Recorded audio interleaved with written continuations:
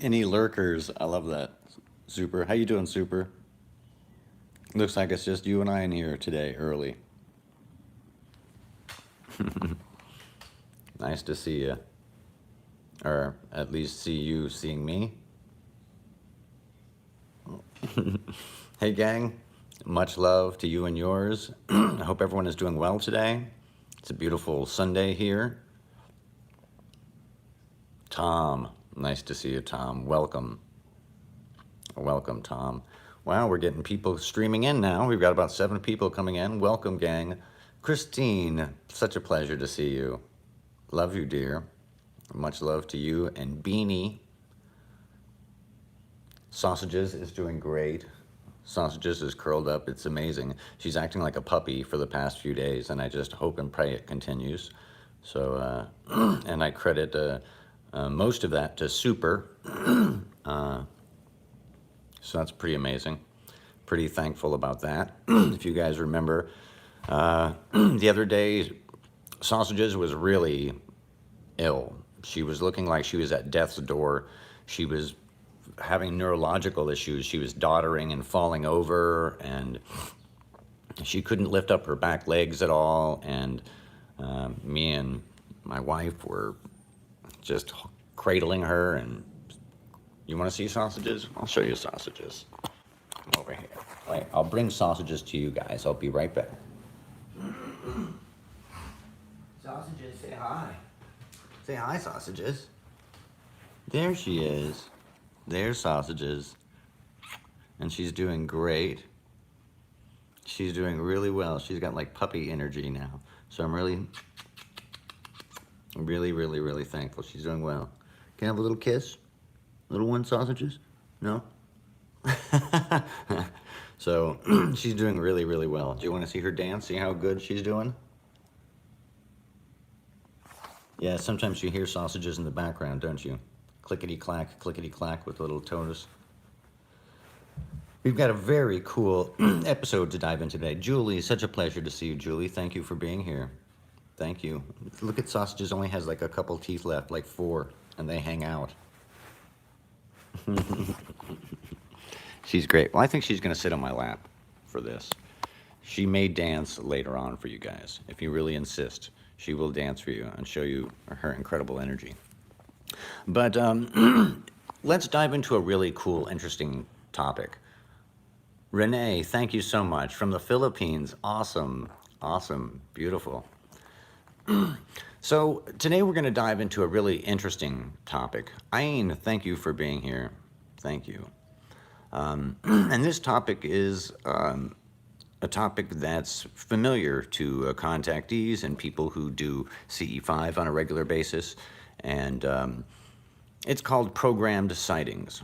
And programmed sightings is when a member of a CE5 group gets so acclimated to the signal of the AAV or the UFO or the visitors that they are able to predict with accuracy when a sighting will happen in the future. And this is something that's actually been around a long time. Kjell from Norway, thank you for being here. Cool, what a cool group of people we have from around the world. Awesome, welcome, gang. And it's not a new phenomena, being able to predict the visitor's arrival. In ancient Sanskrit, you can read in the Mahabharata about people who meditate and would know that lights would appear. And even in ancient Buddhist wooden strips, they have a talk about a meditation that will tell you when a second sun will appear. A second sun, meaning, you know, some sort of bright object. And but in modern times, it's more associated with certain CE5 groups like Rama out of Peru. Rama started back in the 1930s, and it's a contact group that started with basically CE5ers. Shambhala, thank you so much for being here, Shambhala. Yeah, just decided about a half hour to do one, to share some love and talk about programmed sightings. And so the Rama group has been having very large contact events for many years. And they would meet on beaches and in special locations because there's a whole different mentality about UFOs and AAVs in South America. It's a very different thing culturally. It's accepted much more widely. Everyone believes it. You know, it's a cultural acceptance. And not only that, it's been accepted at a governmental level.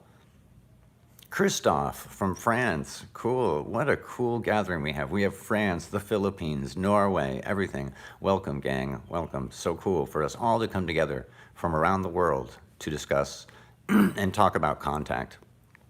Really cool. What a cool time we live in. So Rama group would gather these very large groups, and their groups were very big, 100, 200, and nowadays you can see in South America, they'll have 300, 400, 500 people sometimes gather in these massive groups. And Rama is an international organization. They have a very large group in France, and what happens is, amongst the group of meditators, CE5 protocol users essentially, there's 1 or 2 or 3 or 4 or 5 or 6 of these meditators, Colleen, thank you for being here, that have the ability to predict when an event is going to happen in the future. And it's really astounding. They do this usually through automatic writing. Sometimes it's through just kind of like epiphanies. They will get an epiphany and it'll say, you know, this is going to happen at this time. And usually how Rama would validate it is if there were multiple people who said the same thing. If there are multiple different psychic people who said an event was going to happen at this time. So they'd take those events and then they found out time after time that those would be correct. And in America, they call them antennas. These people who have the ability to predict sightings. And it's a really cool phenomenon. And in the United States, there's a gentleman named Enrique Villanueva who used to be with Rama and has kind of started his own group. And he has a massive, massive following. And it's mostly a Latino phenomena.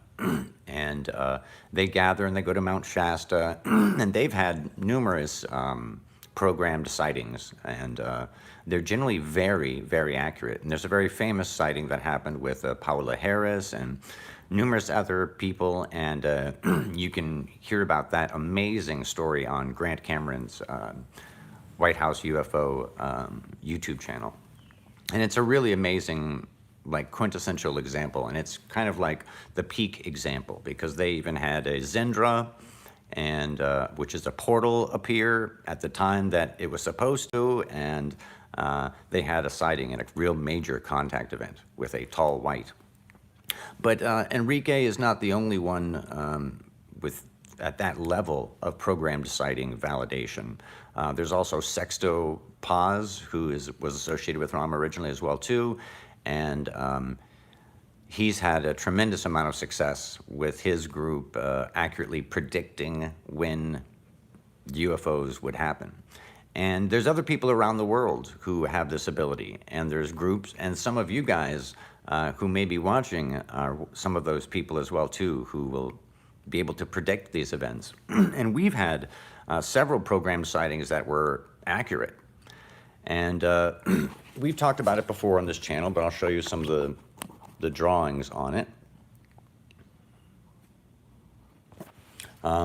This is one that happened June 16th. This was June 16th, and this is the actual drawing. This is the actual programmed sighting drawing at the time. And this is one that happened between our group and a group in Central Florida. Mike Merberg and his group down there, which is an incredible contact group, and he's an incredible guy leading really an incredible CE5 effort down there, one of the more successful efforts in the country right now. And we had just met the first week, and both of our groups were doing CE5, and during one of our CE5 events, we got this programmed sighting for him. And basically, this was the drawing of what would happen at 10:15. These two craft would circle each other, apparently, and then afterward, there was going to be another craft that had two flashes. And so, Marcus, thank you so much for being here. We even drew a drawing of what it would look like from their perspective.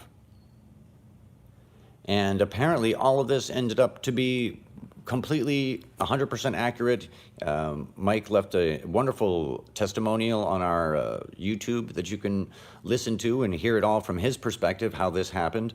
And it all happened before the event. So we got this programmed sighting before the event, and it all happened.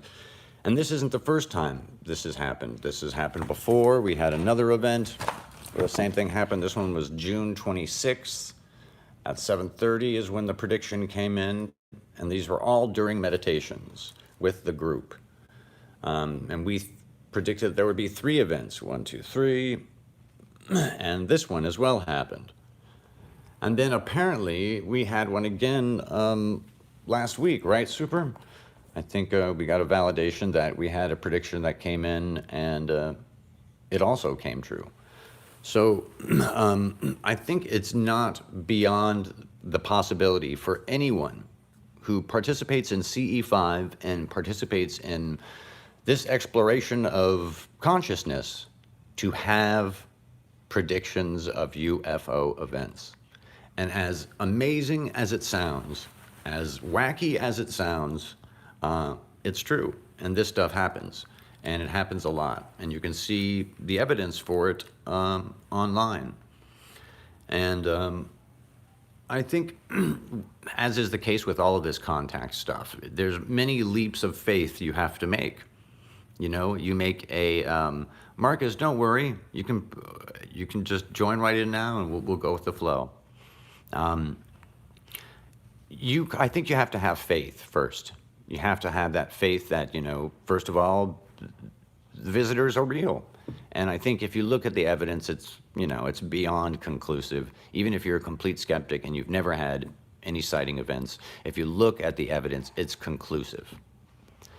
So once you start taking these steps, oh, they exist, they're visiting us, people are having programmed sightings and encounters, you put these pieces together and you can have your own sightings and your own events. And amazingly, this all goes to validate the power of consciousness.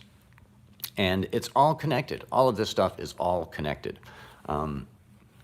CE5, the practice of using meditation to attract UFOs, is a real phenomena.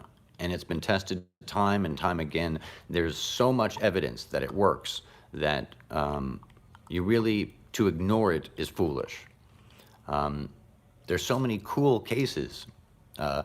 We had a great interview with Dr. Burke, and Dr. Burke was talking about how early on in the CE5 movement, him and a young Dr. Greer were at a Joshua Tree, and they were having a sighting event. They were trying to do a programmed sighting based on this theory that Dr. Greer had, that they were able to read consciousness. And they had the coolest event. And if you go back and listen to that interview, wow, what an amazing sighting they had. How the sighting happened was, at the time, Dr. Greer was talking about how UFOs had a tendency to appear around rock concerts. And they thought it was really weird that why were these UFOs showing up at rock concerts in the sky? And there's a few suppositions. One, it was the music and the energy and all that stuff. But also there's a supposition that it was the lights, these powerful lights that were shining into the sky and attracting them. And so Dr. Greer said, why don't we bring flashlights, big heavy-duty floodlights?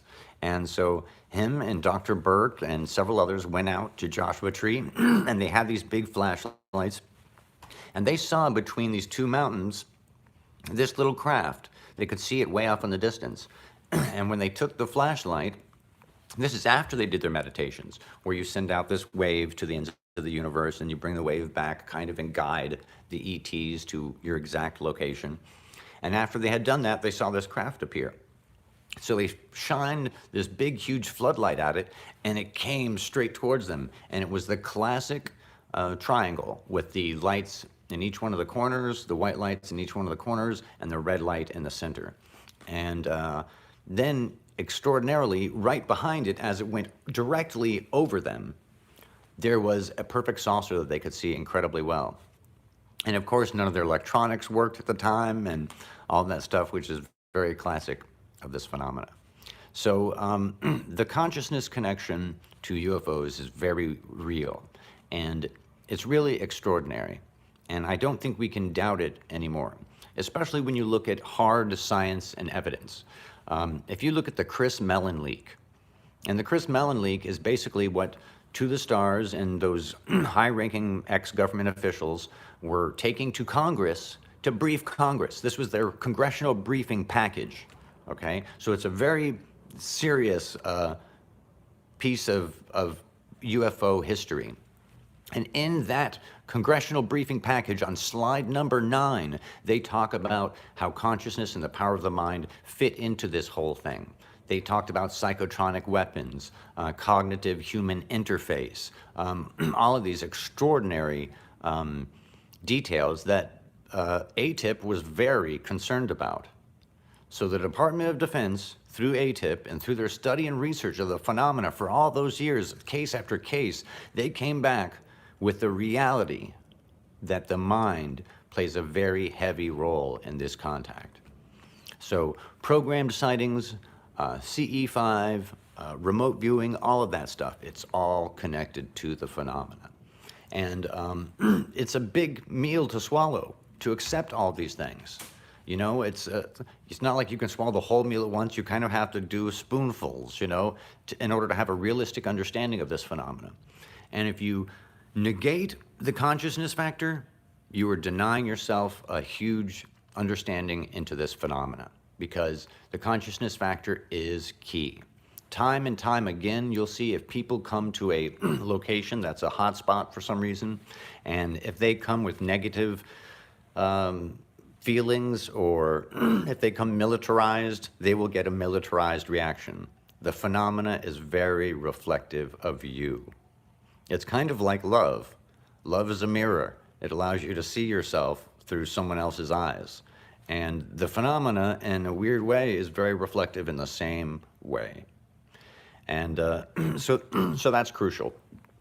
There's a lot of things you can do to increase this connection. If you're a CE5er and you want to increase the connection and you want to be one of those people who can do programmed sightings,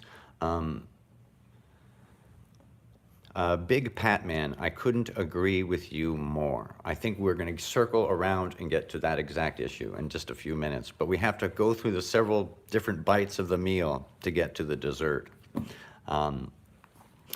So we have to teach others these facts.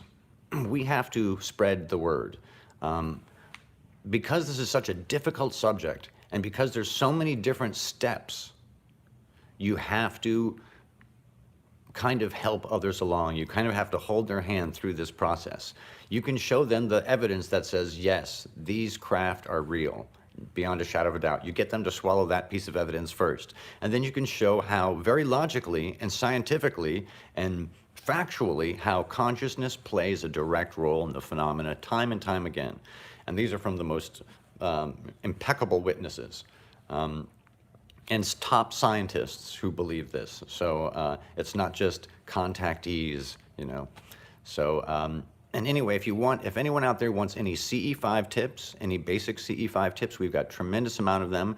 And we also have a lot of advanced tips. We also have tips to help with remote viewing and psi, and we even have some new telepathy tips and advice and stuff, and we'll go over some of those in a few minutes if you guys like, if you want to do that, just to give you some advice there on that. But so psi training really helps. It matters. Peter Voss from Spain, thank you for being here, Peter. I wanted to bring up a couple other points about CE5. With CE5, there's a big belief that it only has to be at night, and you have to have a big group. Dave G, thank you for being here. And it has to be during a clear sky, and it has to be this, and it has to be that. And the truth is that none of that is the case. You can be one person on a cloudy day and have sightings. So if you have a group, I think you should experiment. You should experiment even during the day. You should not give up if it's a cloudy night. All of these different things. I think it's really important to have faith through the process. I mean, because if you give up, that consciousness thing matters. You know, if you give up, it's not going to happen. You know, if you're positive and you're optimistic, it's going to happen. And having more people with you for your CE5 contact only helps if each person is of the same kind of like-minded thinking. Wow, Cyber, you did? Wow, amazing. Cyber was just talking to Eric Davis. How cool is that? Eric is one of the physicists who studied this phenomena from, you know, a long time, since his association with Hal Puthoff has kind of put him next to one of the other top scientists who's been studying this phenomena. And he was there through Skinwalker, he was there through Bass and NIDS and all of this stuff. In fact, he was also the recipient of about 6 of the contracts from the ATIP research contracts that went out. And a lot of his contracts were for vacuum energy and so forth. Oh, he was destroying Bob Lazar? Oh no, Cyber. Oh no, that's so sad to hear that. I love Bob Lazar. I believe Bob. I believe Bob. I don't think he went to MIT, but I think, you know, some people exaggerate on their resumes. I think that's possible. Well, I don't know. I disagree. A lot of people would say that Eric Davis has believability issues too, perhaps. He was one of those people who had a lot of phenomena that surrounded him at Skinwalker. But I believe both of them. I believe Eric Davis 110%. All the phenomena that he said and claimed he experienced, I believe him. I believe he experienced that. And I believe Bob as well. So, you know, it's a very, very intense story, the Bob Lazar story. If you look at it in detail, so many facts have been corroborated. I think it's a crucial story to understand. So there's plenty of facts to back it up. Anyway, so let's go back to remote viewing for just a second and its connection to CE5. If you want to have better CE5 experiences, if you're, no matter how many people are involved, if you're alone or if you're with a large group, you can increase your contact and the reliability of your contact if you increase your consciousness efforts. And that's not only meditation, but that's also working on psi and remote viewing and all of those things. And we have a whole kind of kit of things that you can do to help improve that. If you want, just write us and we'll give you a bunch of tips and across a whole spectrum of stuff. Do you think our ET friends are going to help us fight fossil fuels? Well, all right, we'll take a little turn for a second and answer a couple questions, because you guys are having some really awesome questions. I don't think that they're going to help us with fossil fuels. I don't think they're going to help us with any of that stuff. I just did a video on these 2 different races in the Indian Ocean, and it's the Sentinelese and the Jawara people. And these are uncontacted tribes. They have very little contact with modern civilization, and they're very remote. They basically live in the Stone Age, essentially. And the Jawara people have only been contacted since for only 30 years, and already their civilization, their culture is being lost.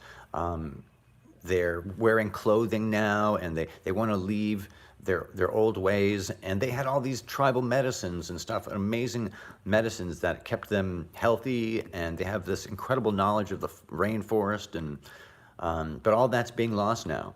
But then on another island, the Sentinelese, on the North Sentinel Island, it's just a square island, and whoever gets near there, they're attacked with spears and bow and arrows, and the people there, the uncontacted tribe there are very, very vicious.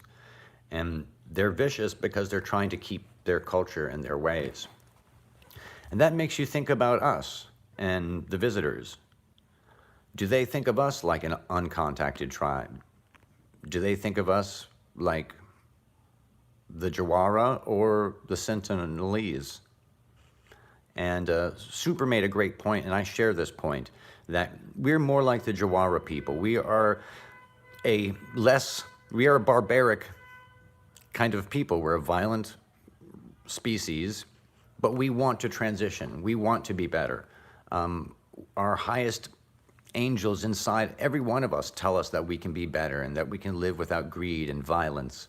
And I think that what's happening with the visitors is very, very similar. They're slowly kind of treating us like the Jawara. They're giving us the technology. They're giving us a vision of the future. They're giving us a vision of what they're harbingers of ourselves and mirrors of us. So anyway, I just thought that was an interesting point to consider, how we are like an uncontacted tribe, and how a more advanced civilization would think of us, and how much they should interact with us, and how much they should give us. So I think it's something interesting to think about. Okay, let's dive into the last thing I wanted to do in circle on this kind of topic is come back to the environmental point. With contactees and CE5 and programmed sightings, there's oftentimes a meaning behind all this. It isn't just to have contact, just for contact's sake, just for fun, just for you to have fun seeing something neat. It's really actually something much more important than that. Contact is about being the ambassadors to this new advanced culture that we could become. By being CE5ers and reaching out and contacting these other groups, these advanced intelligences, we literally are being like those people on the beach of those islands, of those uncontacted tribes. We're the first people to receive that new technology. We're the first people to make that contact and that communication. And I think it's a really huge honor. It's a huge honor to be in that position. And I think it's a huge responsibility. And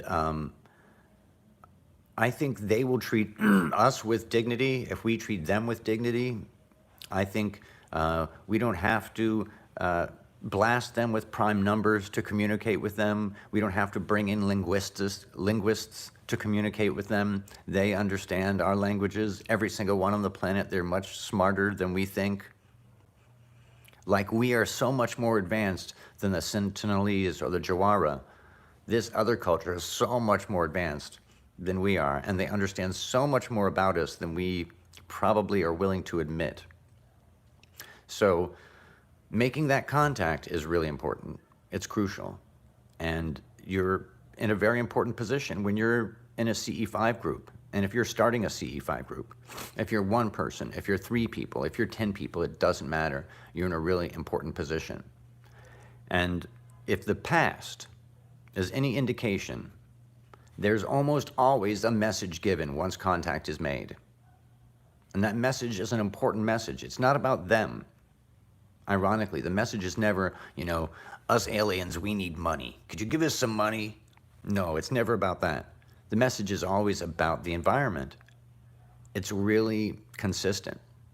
It's the environment, it's the environment, it's the environment. They're not going to give us, the free energy. They're not going to solve all our problems for us. It's like a parent. A parent is not going to clean up the kid's bedroom. The parent is going to want the child to clean up their own room before they get rewarded with different things.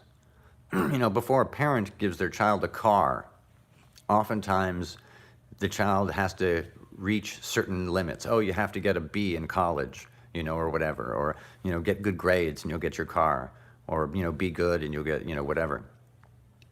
And I think the same is true with us. I think we're going through that process now. And I think if you're considering starting a CE5 group, if you want to, please reach out to us. There's a network of great CE5 other groups around the world. We can connect you. Costa is an incredible networker for CE5 groups. He has a website called ET Let's Talk. And if you go to etletstalk.com, it'll tell you about different CE5 groups around the world and different events that are coming up. It's very important. So I guess we can now switch on to question and answers. Do you guys want to do that? Just talk about anything? I think so. Let's do that. Okay, see, everyone's talking a lot about Eric Davis. Yeah, he is a physicist. He's been involved with a lot of these projects, and he has a lot of inside information. He's been involved in the special access projects. And specifically, he's been involved with research into the engine technology and the power technology behind it. Vacuum energy, all the stuff that Hal Puthoff is an expert in. And this stuff is all researched through EarthTech, which is Hal Puthoff's company. And Eric Davis actually put out a series of propulsion and warp drive documents for the government.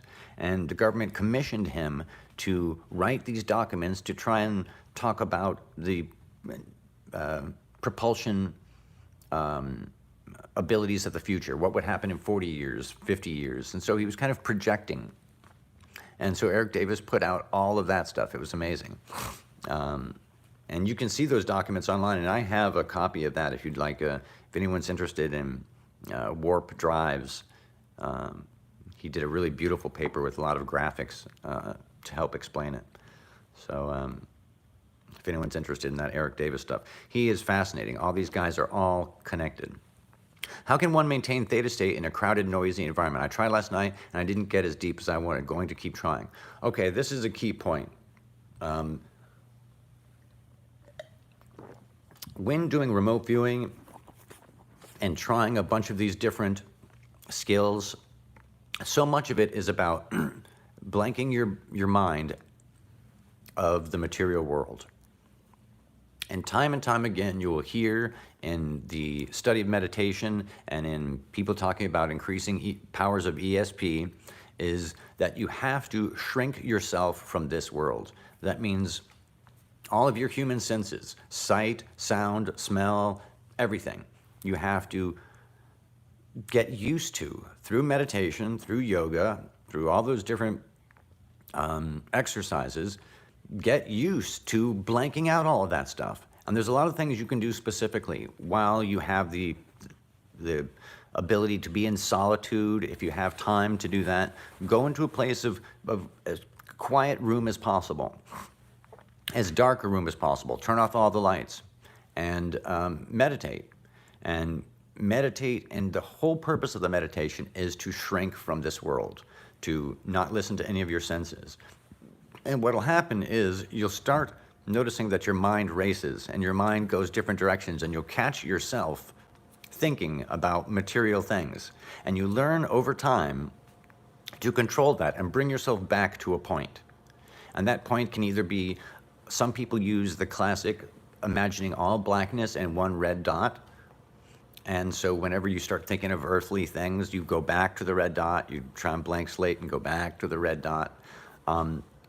So over time, you'll get this muscle stronger and stronger that's able to ignore the outside world. And we have a philosophy, when we were working on remote viewing early on, with Super Sleuth and the gang, that we would add impediments to our exercises, like the Russell Targ ESP trainer game. We would add impediments. I would do it live, or I'd do it in front of people, or I would do it while videotaping. Adding pressure to yourself during these situations actually increases your ability to be calm under pressure. The more you get used to that pressure, the more you can calm yourself during those moments. So over time, when you add these impediments to your meditation, try to meditate then outside of that silent room. Go to a park where you hear a bunch of people and sit on a bench and close your eyes for a moment and try and meditate and bring yourself to that place of not feeling, seeing, or hearing anything. And maybe you'd added too much impediments, Shambhala. Maybe you did. But hopefully that answered the question. Let's see, any more questions? What did we see about Wright-Patterson Air Force Base? Well, we did a remote viewing of Wright-Patterson Air Force Base, actually. And Wright-Pat has a Space Command Center below ground. And that's no secret. It's a well-known fact that there's a Space Command below ground there. And in fact, the government just made a public acknowledgement that they were going to spend $61 million to improve the labs underground at Wright-Patterson. And it's a very powerful laboratories down there. They have the state-of-the-art, multiple levels of decontamination, and and apparently there's a full Space Command down in Wright-Pat. It's kind of like a NORAD, but people don't really realize that there's one in Wright-Pat. And there's also apparently big chunks of metamaterial there. Unknown material that's not earthly. It has extra solar elemental levels, and according to the remote viewing, and that there are multiple pieces of craft there, and that there's even biological samples and a sample of a catalyst liquid that was used in this craft. Yeah, it's probably Wright-Pat. And Eric Davis also spoke one time about the Del Rio UFO crash being real. And I've also seen other information that states that that crash was a real crash, apparently, of some weird object. And that crash is real. There's also a crazy rumor, too. And I don't know if it's from Del Rio or not. I think it is from Del Rio, but apparently there's a well-known scientist who recounts a story, and this well-known scientist says, this is what the scientist says, that he examined a living creature that was encased in a liquid copper Faraday cage. Some kind of protective cage around this young alien creature. That's the story from this very well-known physicist. And the interesting thing about this physicist is he's worked on major projects and has a history of working on major projects back through many, many years. But that is a story, and it's related about Wright-Pat as well, too. So pretty interesting. Liquid copper, I don't know why. I think it was part of it had a Faraday cage around it, that the liquid copper acted as some sort of electromagnetic shield or some protection for some reason. Why do ETs witness moving faster than possible? Okay, let me go back. Why do ETs witness move faster than humanly possible, both in their... Okay. Who took my mojo asked a great question. Why do these craft seem to move faster than humanly possible? Well, they're traveling in a warp bubble, essentially. They're manipulating space-time. So if they were moving that fast normally, you would hear things like sonic booms. There would be, wind and stuff like that would cause, tremendous, skyquakes, essentially, and all these different things. So we can only conclude when they move that fast and don't, break the sound barrier and don't do all these other things, we have to conclude that they're engineering space-time somehow, some way. So, and when you engineer space-time, re-engineer space-time, you can do things that are just pretty unbelievable. Okay. Let's see what else.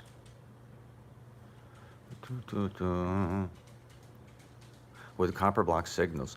I don't know. It's such a wacky story, and it was, tell you how I heard of this story. It's from one very well-known scientist told me this directly, and the scientist that I spoke to is a very well-known scientist, and he is a real deal physicist. He's worked on black projects, he's worked on secret projects and classified projects, and he told me that about another well-known physicist, a friend of his.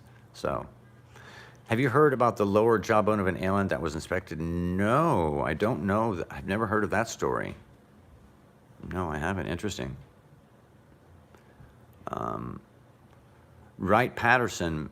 Yeah, and you know what? Cyber Eye brings up a good point too. That Hal Puthoff said specifically that these craft demonstrate a blue shift. That means they're bending space-time in a way that kind of pulls space-time together. If you've heard of redshift happens when space-time is stretched over time. The vacuum energy field kind of stretches space-time, and that redshifts space-time because it's stretching. But if you're warping space-time the other direction, bending it forward, then you would blue shift space-time. So they're obviously bending space-time into them. They're making a gravity well, not an expansion. They're doing the opposite. So they must be sending a concentration of space-time in front of them so that they fall towards that. That's how the warp drive is working, and that's why it's blue shifted. Because blue shifted is the opposite of red shifted. Remember, red shifted is stretched space-time. So blue shifted is bent and curled up and concentrated space-time. Pretty cool, right? Whoa, that's cool. Whoa. But that gives us a really deep indication as to why there's no, sonic booms, why they can move so quickly. Once you're liberated from any gravity, it doesn't take a lot of power to move incredibly fast. They're probably using rotating electromagnetic fields for the propulsion. Because you only need a little bit of propulsion to go incredibly fast once you've been able to uncouple from gravity. It's pretty neat. There's also a speculation that if there's something called vacuum energy. And vacuum energy is when virtual particles spring forward from the vacuum and come back together, essentially, and disappear. And this vacuum energy, yeah, cosmic me, welcome. It's been speculated by people like Hal Puthoff that if you're able to absorb this vacuum energy, and that helps to liberate you from the friction that the vacuum energy causes. So the faster you go, the more vacuum energy you would accumulate. So it's like a 2-for-1. You get propulsion and you get extra energy the faster you go. Pretty interesting. Any more questions, gang? You want to dive into anything about contact? Renee, love you, dear. Nice to see you. Pretty cool, right? Dayton News. Yes, Shambhala, there is a story about monks and back in Buddhist history and Sanskrit history of reaching different states of meditation and balls of light appearing. It's not a new phenomena. So it's really the consciousness connection. The more you explore your consciousness, the more you're going to make a connection. It's not about going out and hunting down the UFOs. Maybe it's about changing you a little bit and allowing them to come to you.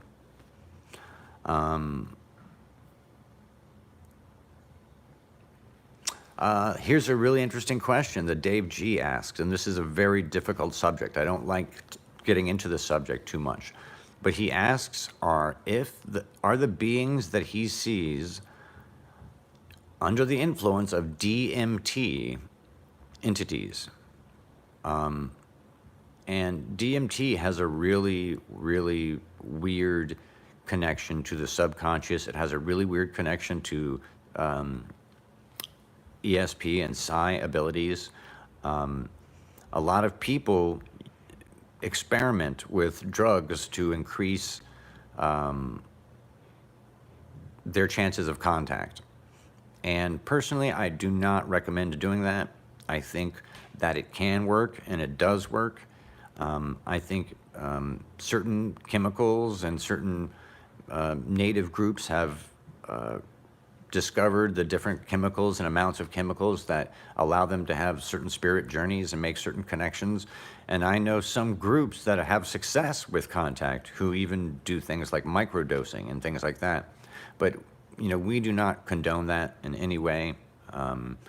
It's better to do all this stuff naturally and make the connection naturally, so that you have more control over it, you have more understanding of everything. I think drugs complicate the whole issue, and also doing drugs reduces the credibility of your sighting and your event as well too. So if you want to do this to, you know, let other people know about the reality of this, if you're doing it under the influence of drugs, it reduces your perceived credibility. Even though it can have real effects, you can tap into that space of the mind that allows you to make a cleaner connection, a less busy connection. But it also reduces your credibility. And you don't want to have second doubts about it. You want to be really clear-headed, so when you do have an event, you're like, wow, that was a real freaking event, no doubt. You know what I mean?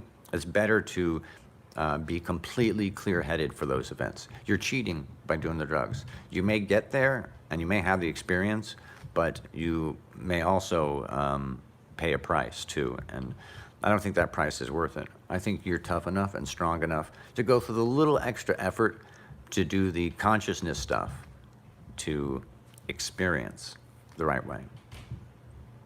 Yep, I think Super is right. When I'm depressed or sad, they won't show up. You know, I've heard that again and again. I've heard oftentimes that when people are really depressed or they're sad or they're angry, they don't have contact. And you can reduce your chances of contact by being with someone who's a real depressed, sad, or fearful person. So it's, you know, having more people can help, but it can also hurt. So that's something to think about. That's something to think about. You know, doing CE5 alone, trying to maintain contact or initiate contact alone is not a bad idea. You know, it's kind of like reaching a right frequency. If you do it with a group, it's harder for you all to hit the right frequency, you know, but alone you can hit the frequency or learn what the frequency is. But running a CE5 group or starting one is not as tough and difficult as you think. I would highly recommend all of you guys to be brave enough to confront your friends and your social circle and say, hey, let's just give it a try. Let's try this weekend. Get a few of your friends together and say, hey, let's just give it a shot. And there's something called beginner's luck. It happens all the time with CE5. When you pull a group of people together, oftentimes the first time they have a really, really cool sighting for some reason, because I think the universe has a sense of humor, and I think oftentimes you're in a pure, less busy state sometimes early on. You know, that's something really to consider as well, gang. Anything else I wanted to go over today? No, just that if you want to increase your connectivity, work on the psi stuff, work on the ESP stuff, train on that stuff, and we would be so glad to send you any information. We've got a whole bunch of information that'll help you with your CE5, that'll help you increase the reliability of your remote viewing sessions. And if you're working on any of these different things that we've brought up in the past and you're at a plateau, let us know and we can help you break through those plateaus. We've got a bunch of different little tricks, you know, that we've worked on together. So that's it, gang. Let's answer some questions and then we'll end with a positive group meditation. So if anyone has any questions, now's a good time to dive in. Oh, also, if you want to support us or support the channel, support our efforts, we would really appreciate it. You could do PayPal. Super Chat takes a long time to get to us, but PayPal is quick and we really, really appreciate it. Any questions from anyone? Let's see.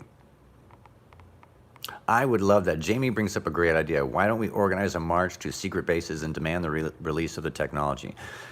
It would be great to get like 10,000 people to do that and have a real march. And you know what? That may happen in the future when more and more of the public start to realize what the F is going on. This is a big deal that we are being visited. It's not a joke. Think about it, gang. An advanced civilization with superior technology, vastly superior, is visiting us for a reason. They're engaging with our military for a reason. It's not for themselves. I don't think it's to profit for themselves. I think they're engaging with us because they see something is coming. They see the writing on the wall for this planet and our species, and they're trying to warn us. And you guys, all of us, we're the ambassadors. We're the forefront of that connection with this civilization. And it's a responsibility. And it's not just for personal fun and excitement, even though it's pretty cool. There's a responsibility there. So if we can help you guys or empower you in any way, please let us know. If you want to join with our effort and be added to our map is now really incredible. If we can help your group meditating any night and you would like us to think and send our positive intention to your group and your night, we would love to do that. So please let us know if you're going to CE5 and that we can meditate for you guys. And then we're going to end tonight with our Maharishi meditation. Occupy Right Patterson. You know, you guys are speaking my language. I was part of Occupy Wall Street. I was in Liberty Plaza the second week sleeping there because I think that there needs to be economic civil rights, and I think this is a whole social justice issue. This whole AAV is a social justice issue. Are there any Scottish CE5ers? I think we do have some. Well, it's pretty cool. Today is meditation day for those who want to help calm the world and bring in peace. So I think that's going to be our last meditation. I think Super has a great idea. What am I drinking? Oh, this is coffee. It's a thick coffee in a green jar. So I think let's end, gang, on a meditation for world peace. It's a world peace meditation day, and Super has a great suggestion for that. There's 33 people in the room. And if you're here because you understand that consciousness plays a role in contact, that consciousness is more powerful than you've ever believed before in your life. Your thoughts and your intention affect reality. They affect the world. And there's 33 people in here right now. And we ask that you use the power of your intention and think of peace for this planet. We're at a very dangerous point right now. My president has pulled back the nuclear treaties with Russia and Central Europe. It's a very dangerous time. The doomsday clock is closest to midnight it's ever been. There's people dying in war-torn countries right now, and we could use the power of our intent and the power of our consciousness to physically affect reality. And study after study after study has proven that. And if you want proof, email us and I'll send you plenty of goodies. So please, gang, use the power of your thought and your intention to think about that peace and healing. And France is rioting right now, as Super Sleuth points out. There's war in Syria, there's war all over the place, and people dying, and innocent civilians and children, and let's represent the best of us and think about peace and try and make peaceful contact. So I think it's a very good combination. Peaceful contact and thinking about peace. And be peace. Be peace. All right, I love you guys. Thank you so much for watching. If there's anything we can do to help you guys, just email us. It'd be a pleasure to help. From healing, we had another incredible healing the other day. We even had a healing of little sausages. I think we could end even with sausages dancing for you guys to show the power of love. You want to do that? I'm going to do that. I'm going to end with sausages dancing for you guys. And I'm going to show you how much energy she has now. Remember, this is a 15-year-old dog. And watch what happens when I say the word T-R-E-A-T. Okay? All right, here we go. All right. Here we go. Hey, sausages. Oh, Super Chat's unavailable. I turned it on. If you want to do PayPal, that's we would love you for that. We would be extra super happy if you did PayPal for us. And just email ALIENProtocols@gmail.com and we'll give you the info. We love you guys so much, and thank you so much for your support in the past. All right, so here we go. Here's our little experiment. Wait. I'm going to turn on the light so you can see what happens with sausages here. Remember, she's 15 years old. 15. And she was paralyzed the other day. We thought we were going to have to put her down. And we prayed, and I tried everything I knew. Super did her Reiki, and we both worked really hard on this little dog. And she's got 3 teeth, but look how much energy. She has been amazing since this little miracle happened the other day. Here we go. Let's see what happens when I say the words, hey, sausages. Sausages, you want a treat? Sausages, do you want a treat? Do you want a treat? Do you want a treat? Do you want a treat? Do you want a treat? Do you want to dance? You want a treat? You want a treat? You want a treat? You want a treat? Does that look like a 15-year-old doggy to you? Does that look like a 15-year-old doggy to you? Does that look like a 15? That's the power of love right there. Just look at that. Unbelievable. Unbelievable. Makes me so happy. Well, I love you guys. Thank you so much. And if you want to contribute, please do PayPal today. And next time we will have the Super Chat up and running. How awesome is that little pooch sausages?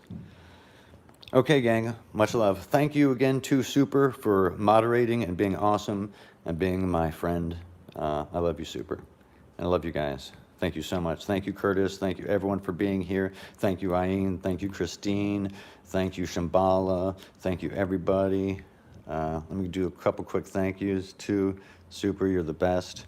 Curtis, Julie, Cian, Gray Chapel, Ayin, Julie, Marcus, Big Pat Man. Jamie. Thank you so much, Jamie, Marcus. Thank you guys so much, Christine. Everybody, Jerome, Jamie. I love you guys. Thank you so much. Cyber Eye, of course. Who took my mojo? I love that name so much. Cyber Bug, I love you, brother. Thank you so much for your love and support of this channel. Jamie Topman. Renee, of course, has been here for a real awesome supporter.